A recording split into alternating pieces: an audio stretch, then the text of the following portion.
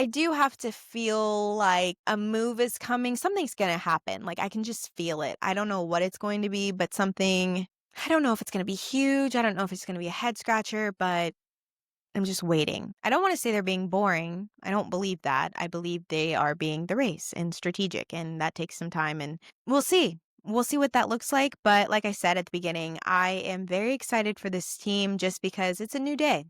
It's a new era. And whatever that looks like, it's new to us, and I have no complaints thus far.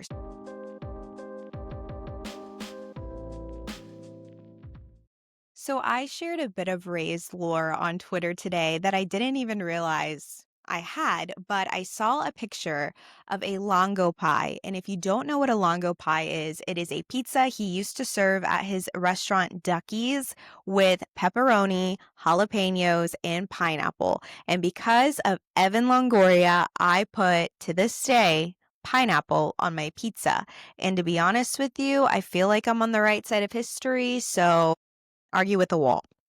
Anyway, I wanted to come on here and do my first baseball centric slash Rays centric podcast where it's not just me talking about being a crazy little kid and actually talks about me being a crazy grown adult right now. So this past week I went to the event held at Ferg's with the new CEO of the Rays, Ken Babby. I was super excited for this event. I promoted it like obnoxiously, but how many times do you get to see the CEO of the your favorite sports team out in the open and in a fun environment and an environment that was, to generate excitement for the team that you love. So it was actually a great event. I was very impressed with the turnout.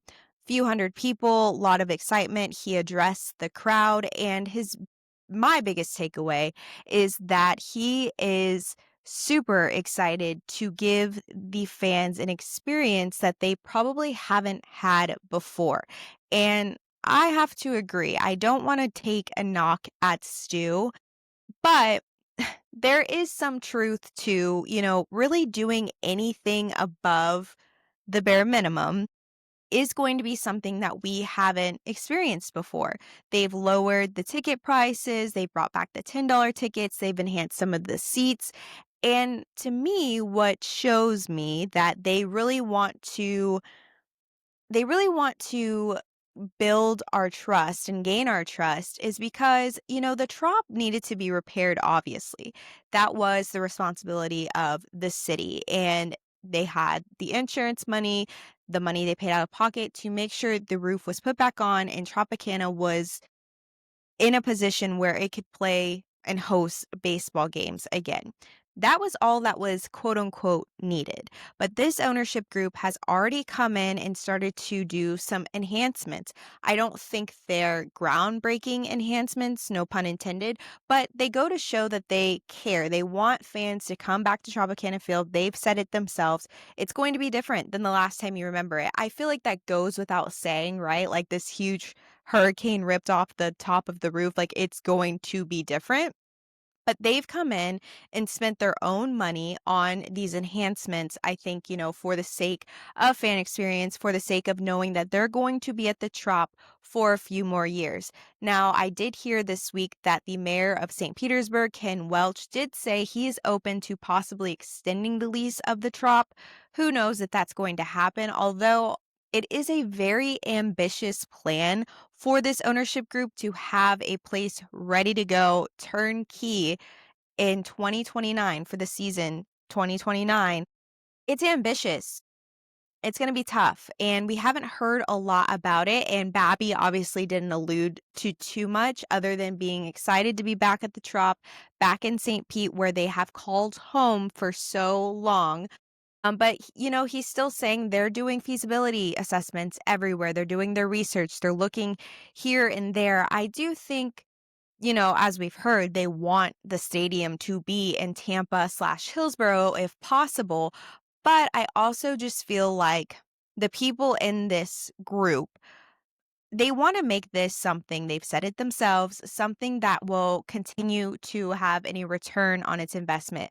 It doesn't have to just be a stadium for baseball. They want a corridor, they want entertainment value, they want dining, they want all of these different activities so that people come just, more than just for baseball, and that's where I think they're going to hopefully get the support of local government.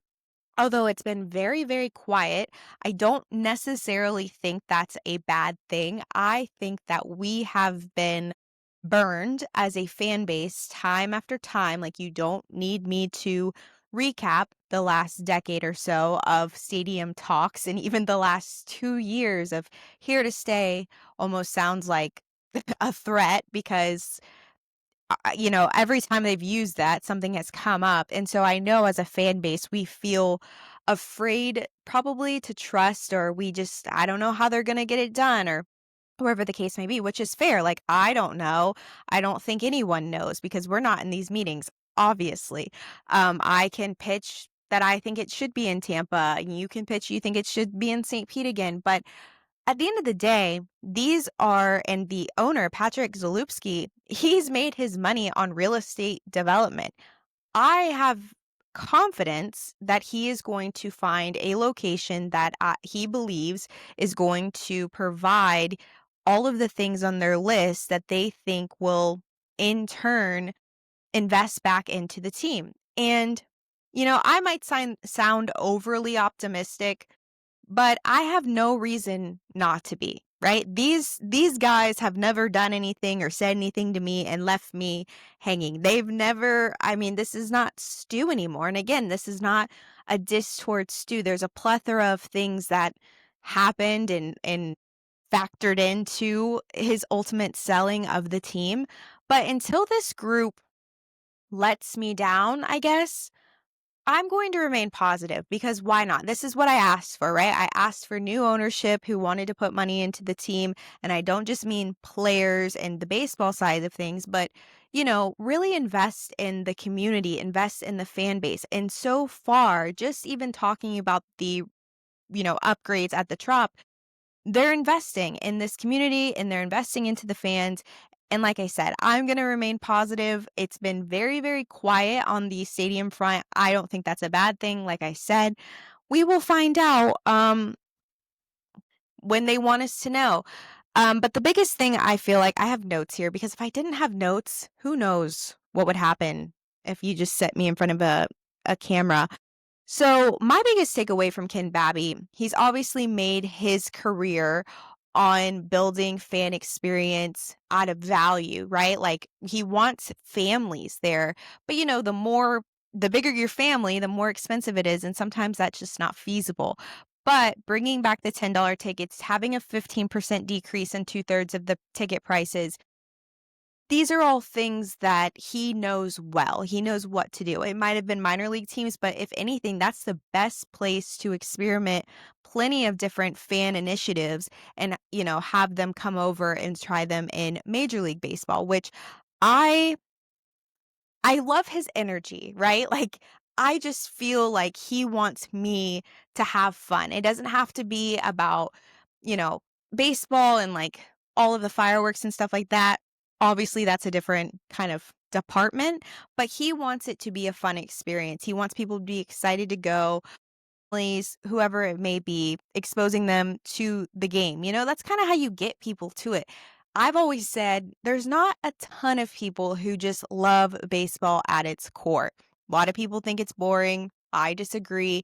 But you have to realize there's so many games, there's so many intricate little details that I find very interesting and that make the game very fun to me, but to the general public, maybe not. So you need to find ways where people find themselves at a ballpark, find themselves, watching a game. And then hopefully they keep returning and coming back. And then you put out a good product and then you have a fan for life and yada, yada, yada.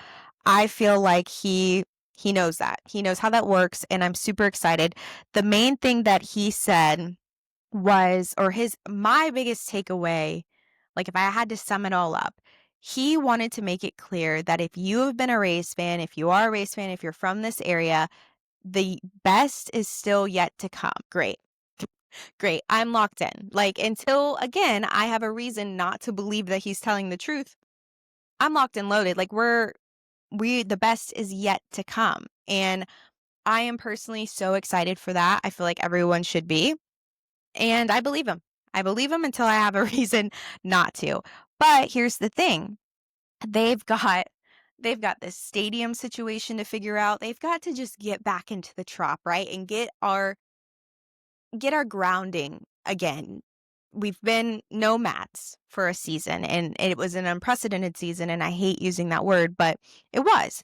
And it is now it what's going to take some time is the baseball side of things. And I think most people jump the gun and just hear, "Oh, well, it's an ownership group and they have money and they're going to make all of my dreams come true," which would be great, and I wish that was true.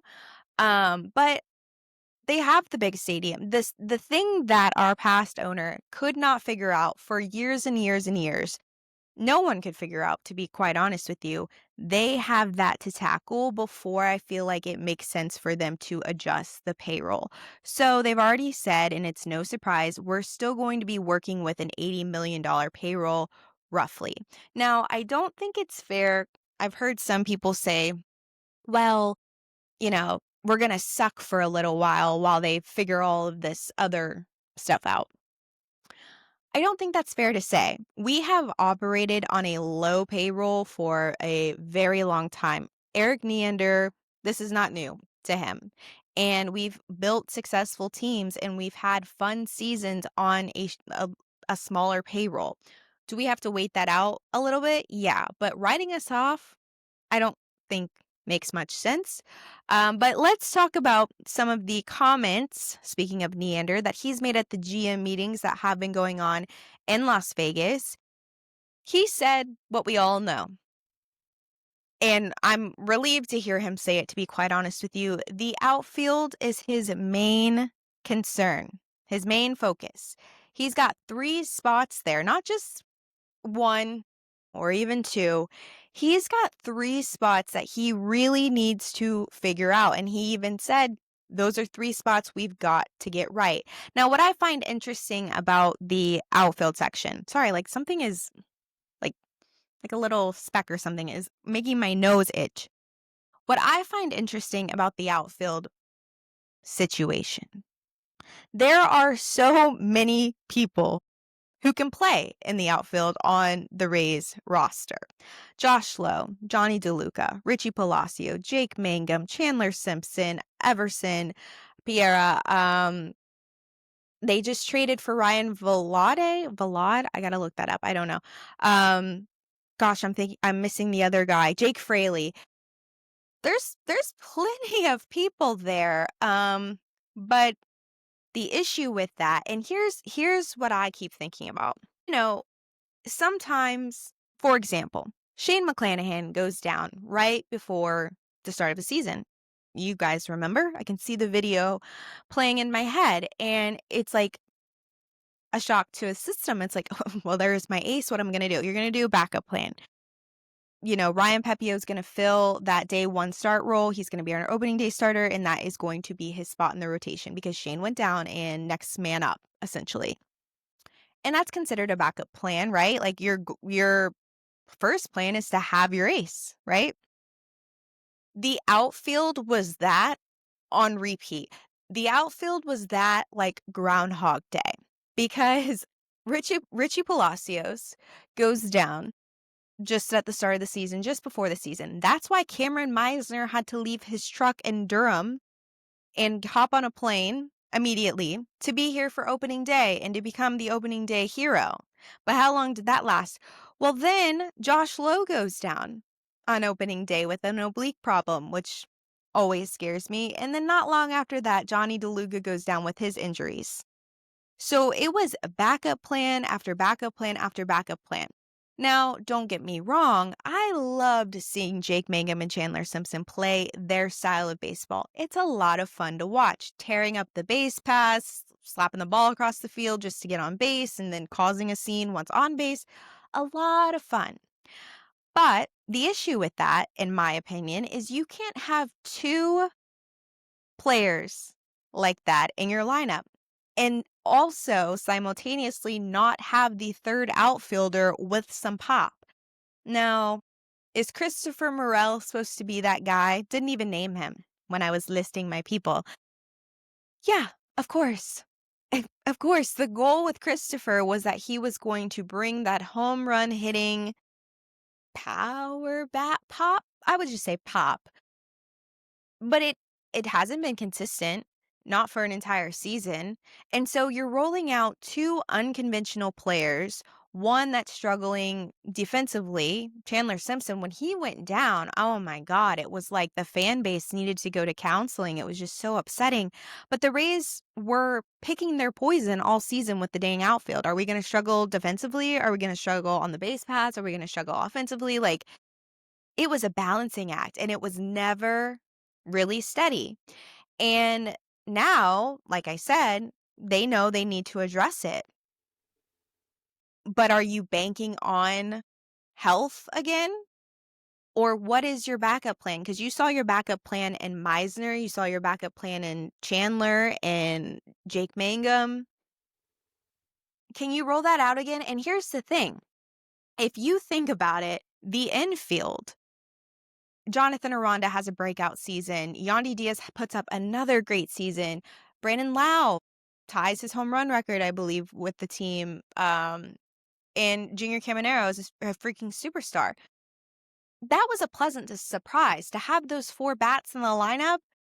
Yeah, great. This team had a 40 plus 44 run differential. Thanks to them, right? And still, it only got us so far having those holes in the outfield. So Neander says, this is his quote. What did he say? We're never going to solve challenges by looking outside the walls of our organization in full. That tells me they're banking on better health out of Johnny, out of Richie Palacios, maybe developing more Mangum at the plate, Chandler out in the outfield. Some of his defensive reads just made me want to, but they're banking on that. And sounds like they might bank on a bounce back season for Josh Lowe, a 2023 season. He's 2 seasons removed from that great season he had in 2023. Do you think he can do it again? It was mentioned that Josh is taking a different approach this offseason. I don't know what that looks like right now, but it sounds like they're going to evaluate what they have right now. Like I said, there's a plethora of names that I listed. They need to evaluate what they feel comfortable banking on, and if they can, perhaps add someone. I mean, they did add Ryan Vilad. Is that Vilad? I need to look that up. I'm so sorry, Ryan. They did add him. But of course, when they did, the gripe with the fan base was another triple A bat. And I get it, because you look him up and all you can find on him are pretty significant triple A stats. But does that translate? Are we banking on that type of situation again? Are we banking on a Cameron Meisner situation again? It is kind of exhausting. I will say I looked up his profile, and I mean, I see the promise. I see what, again, they are potentially banking on, but man, they are just really going to need a lot of things to go their way in that offense, and we'll see. It is interesting that's like their number one priority, because going into this past season, obviously it was the shortstop position and catching. And that leads me to the shortstop position. The name Ha-Seong Kim is equivalent to Beetlejuice to me. Like, I don't want to say it too many times. They It is one of those situations where it completely stinks, right? Like, they went out and signed a decent sized contract for the Rays. For the Rays, they did. They said, okay, this shortstop situation, we really need to go do something about it. They find a beloved player that's played in San Diego who has a decent track record and says, okay, we're going to put him on the books. He's coming off a shoulder injury, which I'm sure maybe got them a discount of some sort, but it'll be okay. It'll be okay because he'll be back in May, and then he'll be back in June. And then it didn't work out. And it sucks that it didn't work out. But what really made me laugh about that was how many people were just pissed. I mean, I was pissed in the fact that, like, it didn't work out. That sucks. But it was almost like people were like, "Well, you knew he had shoulder surgery and he was never gonna come back to play again." It's like, that's not what happened, but also, had you known it was going to work itself out the way that it did, do you sign that contract? No. But they felt that that was the right thing to do. Now they did pick up Taylor Walls's option, which was mostly contractual, so he will be back around. He had that sports-related hernia at the end of the season. He'll be a go for camp at the beginning of the year, which is great. And I don't have to tell you, Taylor Walls is a defensive wizard. But again, we're talking about 3 holes in the outfield and then still a hole in the infield. We got to see Carson Williams, which was fun, but how much more do we think he's going to develop in a short amount of time? So, another thing Neander said was they are potentially looking to, quote, strengthen the competition at shortstop. So Walls will be in the mix, but they're not ruling out grabbing another shortstop or giving Carson Williams a serious look. So just like I just said, how much do I think? Now, do I think it's beneficial for any young player to come up and get some reps in? Of course. Of course, it's Major League Baseball. It's any rep that you can get is great. Do I think though that that's who you want to roll out? I don't know. I'm going to have to see how camp goes. I'm going to have to see, I mean, how everyone's going to have to see, right? Or do they have trust issues and go out and sign someone? I'm hoping though, and it sounds like Neander, what he's alluding to, is making it a competition. He used the word competition. Like, let's not act like, well, everything has gone wrong at the shortstop position, and I'll leave it at that. And so we have to do what we have to do. We have to make do with what we have.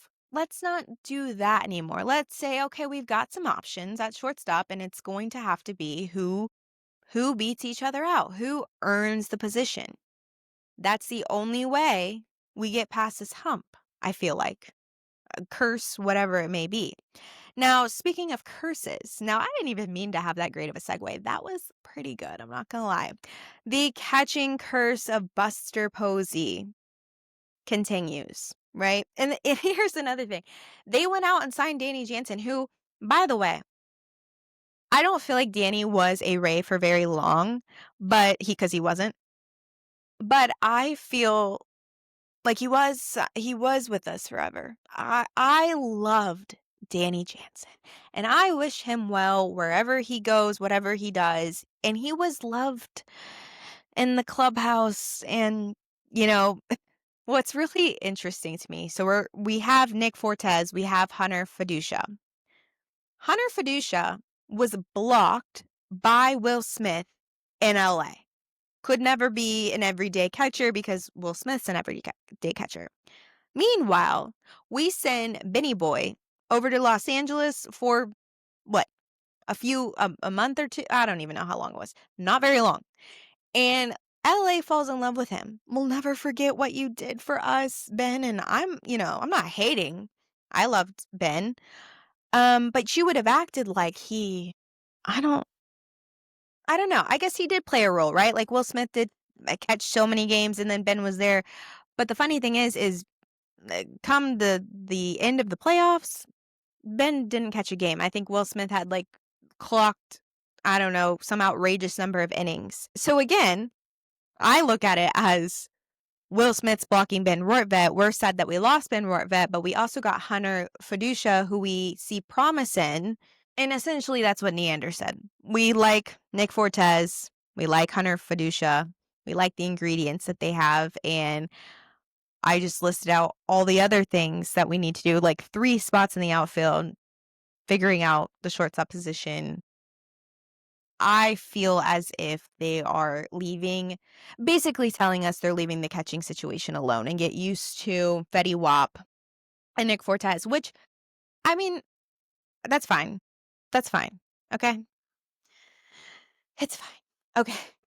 I'm just kidding. I mean, if they can improve, obviously they will, but if they don't, then they're gonna bet on, yet again, internal development and better performance from Hunter and Nick.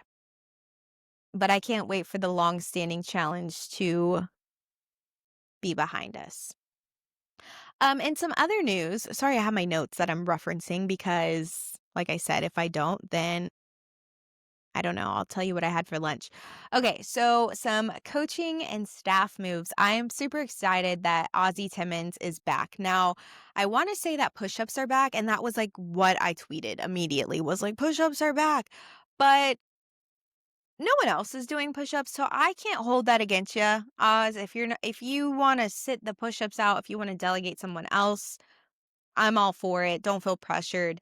But I feel like the biggest thing is Ozzy brings such a vibe to the clubhouse that is memorable. Like, I remember all of his antics. I remember all of the players' antics when it came to Ozzy. So I'm just excited to have that back at an everyday piece. He's going to now be the assistant hitting coach, replacing Brady North, who has moved on.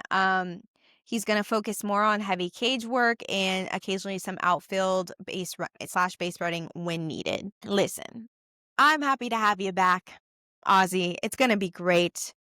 Even, you'll just keep the vibes up. And, I used to call myself the senior vibes coordinator. So I approve. I approve, and I'm looking forward to it. Now, we also lost a coach.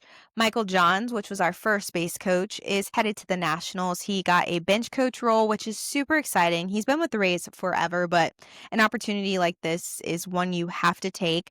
I will say I did spend a lot of time, it feels like, with him. I sat down the first baseline 90% of the time at Steinbrenner Field this year. So I felt like I got close literally to him this season, but I wish him all the best. And they actually haven't announced who is going to be the first base coach. I think my resume probably got lost in the mail and or put in the dumpster, but it's fine. You can contact me if you really need to.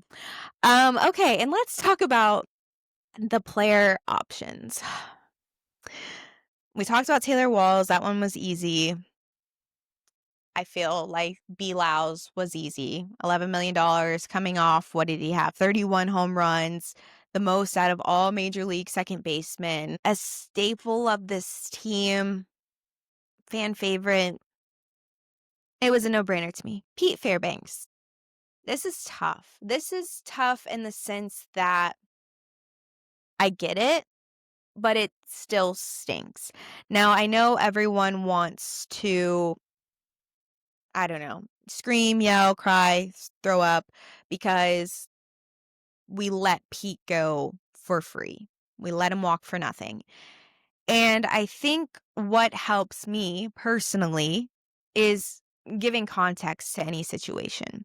If you didn't know, the Rays shopped Mr. Fairbanks repeatedly.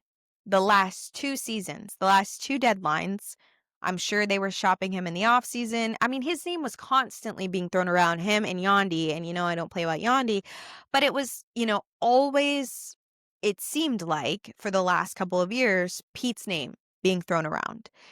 And the Rays love a trade, right? I went through at the beginning why we might operate the way we do with a payroll that we have.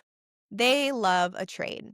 And if they're shopping this man around and they can't get a trade that they like, that they agree to, there is not a trade out there that they like and that they were going to agree to. And someone said, well, why don't they just sign like Joe Schmo at the very least? Get something out of Pete Fairbanks because, how could we let crazy Pete walk away for free?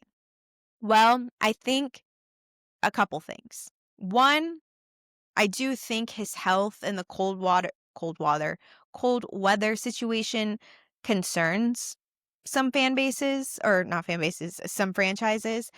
I think that the Rays probably have valued him higher than most other teams. And I think, you've shopped him around. all the teams know that you have shopped him around. The teams are probably waiting to see, are you going to pick up that option? Because instead of making a trade, on the flip side, instead of making a trade, if I'm another team, I'll just wait till he hits the market. And in doing that, you provide Pete, who has great rapport with the entire organization. You give him the opportunity to make that next step, to make that decision on where he wants to go. He's a veteran. And, like I said, if anyone knows the market for Pete Fairbanks, it's the Rays. And if anyone wants to make a trade and operates on a trade basis, it's the Rays. So I don't think it's a like, what are you doing? It's a they have they have the most clear picture on what was out there, and this was the best option. I mean, it sucks. It has a lot to do with payroll flexibility, right? And depth. And they're probably going to go on a closer by committee for a little while. And I'm okay with that. I love Clevenger. Uceda has made a case for it. It'll be interesting to see what they do with Griffin Jacks, but they have pieces. It's not like they're putting themselves in a hole. They would have been putting themselves in a financial hole. And it stinks. And it's how, like I said, the Rays are going to continue to operate for the time being. But is it their demise? I don't think so. I think that depth that we were just talking or that I was just talking about with those other arms, they probably feel comfortable. I mean, it's sad and unlikely or unlikable.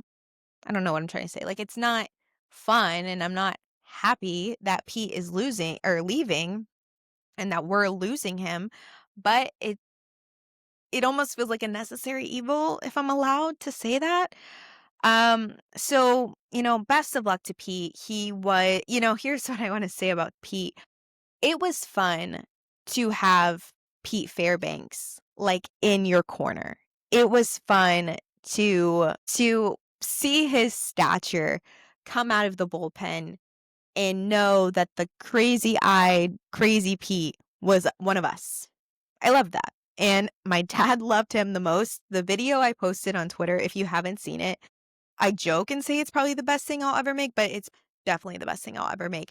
All of his post-game antics will be missed. He will be missed. I mean, again, it's not I don't think anyone's celebrating it. I just think I get it, unfortunately, and that kind of stinks. A few other things. I kind of touched on the Tropicana Field repairs and whatnot. New lighting, electrical, which is like all the stuff obviously they needed to work on the interior. Stingray tank getting a little bit of a refresh. Oh, here's what I wanted to say. So I think there's like 2 panels left to be done. So very well this upcoming week the roof might be fully assembled and back to her glory, which is great. But I had someone on my Twitter who was disgusted that we'll be headed back into that building, right? Like, there's going to be so much mold beyond an IKEA furniture build, which I love to do. I think it's crazy behavior, but lock me in a room with an IKEA furniture build and I'm happy. But beyond that, I don't know how to build anything. The engineering mind strand did not get computed into my brain. So I have to believe and trust that engineers, professionals, mitigation teams, whatever, they've thought it through. They have a plan. They know how to tackle it. They're not going to let tens of thousands of people back into an unsafe structure for what? What? I mean, that seems like more of a headache than just like doing whatever it takes to mitigate the mold. Now, I will say there was someone on my Twitter, I think his name was Caleb, something with a C. He said that his company is out there. They've done this, that, and the other, had a very long list of all of the things that even made me feel more comfortable about what they're doing to get us back safely to the Trop inside with no mold. But if you don't wanna go, like, I'm not saying that this person needs to get over themselves. I'm just saying, like, have a little bit more faith that people way smarter than me know what they're doing. They also announced the game times are back to quote unquote normal. The 6:40 during the week is tough for people who get off at 6 and have children and all that jazz. I have no advice for that, but sorry about it. I know my dad loves it because he gets to go to bed at a normal hour, at a decent hour for him, but, not everything is about us, shockingly. And let's see. Oh, the new pop-up store. I have not yet gone because the day that they did the big celebration, I had a tower climb. And let me tell you, after that event, the only thing that was in my future was Chick-fil-A in my bed. So I didn't get to go, although I wanted to. But I do have plans to go and maybe do some sort of social video if allowed. I don't know. I'm saying that so then I make it a point to go over there. And exciting news, kind of foolish circle on what I started with, Evan Longoria. Now, we knew that he retired a Ray last season. That game was so hot and brutal. But you knew that that wasn't going to be it. Like, there's no way George Steinbrenner Field, we're doing a big Longo celebration. We're doing what we need to do for him to retire. And I was doing what I could not to pass out and pass away. But you knew it was coming. They haven't said it yet, but they're alluding to it, all the things. The number retirement is coming, and they're giving him a whole weekend. It's going to be from, where is it? July 10th to the 12th, which is right before the All-Star game. And, I have to guess that retirement ceremony, the number retirement will come on the Sunday, but they'll have things throughout the weekend. I don't know what it's going to look like, but you knew he was coming back, and they're gonna play Down and Out by Tantric, and the emotions will flood over me and or take me back because I loved hearing the sound of, I mean, who didn't? If you didn't like the sound of the violins, then you don't pass the vibe check, and I don't know if that's the side I wanna be on. And they also announced the spring training games. We'll have our season opener against the Braves again on February 21st. We're gonna play an exhibition game against Team Netherlands for the World Baseball Classic, which, to be honest, I'm very excited about. But when it comes to scheduling the World Baseball Classic in spring training, I need, like, a color-coded document. I need it. It just makes my brain hurt on how all of that works simultaneously. And funny, they're gonna go back to Steinbrenner Field on March 6th to play the Yankees.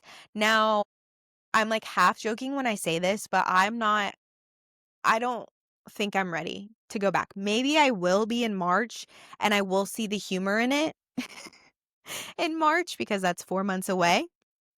But right now, I've only driven past, mind you, I live 5 minutes from Steinbrenner Field. I have only driven past Steinbrenner twice, and once was to get lunch up that way. I mean, the funny thing about Steinbrenner was that it was so exciting for me because, like, what the heck? I signed my lease a year before all this happened, and then somehow a year later, they're saying my favorite baseball team in the whole wide world is going to play walking distance from me. It's just like, it was great. But those walks, the heat, the 4.5 hour rain delay that I sat through, the feel. I mean, I went to Citi Field, like I told you before, and I went to Truist for the All-Star game. Like, the feel of the minor league park did wear old. So I don't know if I will go to that game. I think I'll be able to laugh about it by March 6th, but just haha, the Rays are going back to Steinbrenner Field, but as the visiting team. Hallelujah. And the last thing I want to talk about is Mr. Junior Caminero. All MLB second team as a third baseman. Listen, I am just so proud of him, and I don't mean to sound like weird because I'm only a few years older than him, but when I talk about the curses that I was talking about early on, like shortstop, don't make me say it, catcher, all of the things, like even what happened to the Trop, all of these things where it's just like, why is this happening? Like, this sucks. This is terrible. Junior Caminero is my my wrath. He is what just keeps me going. Despite all of those things, he is what pays off. A superstar in the making, the one of the best reps that we could ask for this area. He has really taken Tampa under his wing with Bolts games, with Bucks games, you name it. He's been working out at a local gym here. Shout out to Nicole. She is such a badass. She hosts Vlad Guerrero Jr., Randy Arozarena, plenty of other MLB players in the offseason at her gym. And Cammy's been there every day, it seems like, according to his social media. And, he took that break. He was the player correspondent, went to the World Series for game 3 and 4 in Los Angeles. I think he even made it up to Toronto. I know Johnny Aranda did. And I feel like those experiences for both of them, Johnny Aranda obviously was cheering on Alejandro Kirk of the Blue Jays. Junior was the player correspondent. But I hope those experiences really shape them and mold them. And they what I'm saying is I think they have. I mean, he has come back.